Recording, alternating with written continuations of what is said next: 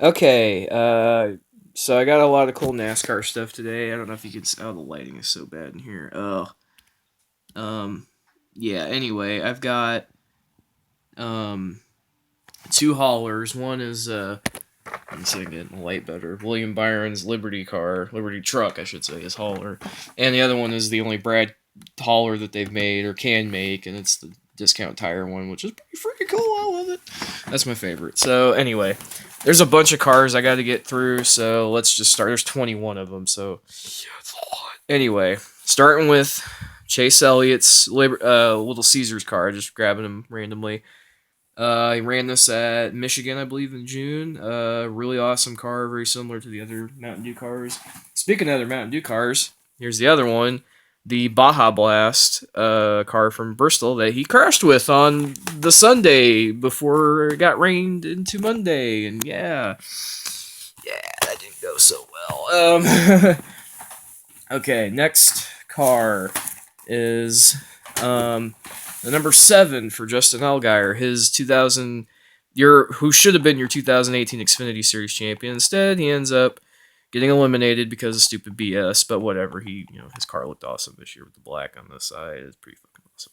Anyway, next car, I do this fast, is probably his last car he'll ever drive. Matt Kenseth in his Wyndham Rewards car. Dude really ran great in this car, especially as the year went on. Almost could have won the Brickyard. He had a really great car, and then his team decided to just shit the bed on their strategy, and they won a stage, but they didn't win the war. So, yeah, to quote Martin Truex Jr., they won a battle, they didn't win the war. Anyway, this is probably my favorite. I'm going to pull this one out. It's a throwback car. Jeff Gordon's Darlington winner from 2000, or not 2000, 1998. Race win version, the damage and confetti, the cool card. And the packaging is feels a lot different than the other car or the other packaging. It feels, I don't know how to describe it. It feels like older. They're trying to make it feel like, I guess, like Winter Circle. It's really cool. A lot of good detail on this. I hope they do more of these in the future, like more of their classic cars. They put them in the NASCAR Authentics line. Please, Lionel, NASCAR Authentics, do that shit because we need it. Next up is Brad's Auto Trader car. I technically already have the 2017 car, which is just the same paint scheme, but the hood is a lot better because it has more color to it. Because the other hood that came with the 2017 version is just all orange, and yeah, I wish they would have put his winning car from Vegas on in one of these, but whatever. This is pretty cool. So this is basically just the Atlanta version, but hey, whatever. Pretty cool.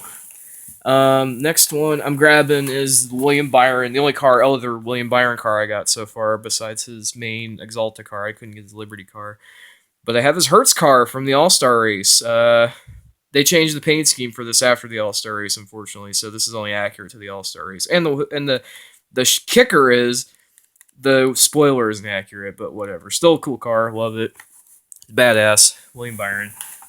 The next two I have are my boy Kyle Larson. I also got a Larson shirt with all the stuff I got for early Christmas.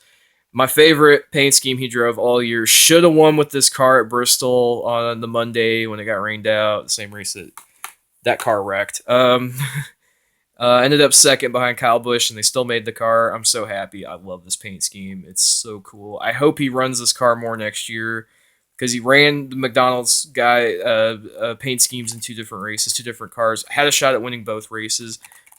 I'm telling you, man, he's going to get McDonald's first win since 94. They haven't won a race since 94 with freaking Jimmy Spencer in the 27 car. Damn, even Bill Elliott couldn't win with them. That's insane. Man, McDonald's just does not have luck. They're just unlucky. Jimmy Spencer just put a curse on him or something with one of his old cigars or whatever. Anyway, I gotta hurry up and get this done. Next car is Bubba Wallace's Atlanta car that he crashed hard with because Trevor Bayne decided to just die in front of him with a big plume of smoke, like Mount Vesuvius in front of him, and then he just had nowhere to go and just destroyed the front end of his car, unfortunately. He was having a decent run. That's kind of been Bubba's year in a nutshell. He has a decent run, then stupid crap happens, and it takes him out of the race, and then people are like, oh, he's afraid because he's black. Dude, He's driving for Petty. They didn't even have a backup car at Talladega. He's doing some great shit in this car. He had some decent top 10 runs, like at Phoenix and Texas early in the year where there was not a lot of cautions. In that race, a lot of people got lapped. He stayed on the lead lap till almost the end of the race. That's impressive. But anyway, enough of that rant. Bubba Wallace, love this car. I got his Air Force car. Unfortunately, I don't have his Click and Close car, which may be the last time it's available because Click and Close basically said, fuck you, Petty, and they didn't come back after August. So, yeah, fuck those guys. Anyway, I hate those sponsors that just, oh, we're gonna be with you forever. Fuck you, you're terrible. Anyway, this is Truex Jr.'s raced version of his championship car from Homestead. I hate the fact that they went with these stupid fucking stickers with the fucking. I wish they would just use the cards like they do on the other victory ones. I wish I had one of them with me to show it. But I love the ones with the victory. You know, with the little. It's like a little card that shows the info on the race. It's pretty cool. I wish they would have just done that with this, but they didn't, and they've been doing that with a lot of their race wins this year. Really sucks. Although they did it with one of the new Kevin Harvick cars, so. Whatever. I hope they stick with those cards because those were really cool and they give you info on the race. I hope that Chase Elliott's and some of the other guys they get those because those are way cooler. Another couple cars I got are sister cars. One won a race this year. Here's the Quaker State Paul Menard going hard for Menard here. Great looking paint scheme, green. Oh, excuse me. Awesome paint scheme. Wood Brothers. The only other Wood Brothers car I own besides Blaney's from last year. Love this paint scheme. And if you look closely at this car that won the Roval race, it's pretty much the same design, just different colors. It's pretty darn cool. They're like sister cars. Yeah, damn. I love that. I love this car, especially because he was able to win with it. Going hard for Menard and Ryan Blaney. Blaney really has like impressed me the last couple of years. Dude's like seriously become like one of my favorite drivers. And I really respect him a lot. He's cool with the fans. Anyway. Number 2, probably my favorite paint scheme of the whole bunch. This is exclusive to Now Authentics. It's my boy Brad Keselowski and his Reese Peanut Butter Cup Draw Tight card. Not really. It's Reese Toe Power. These were sponsors for him in the truck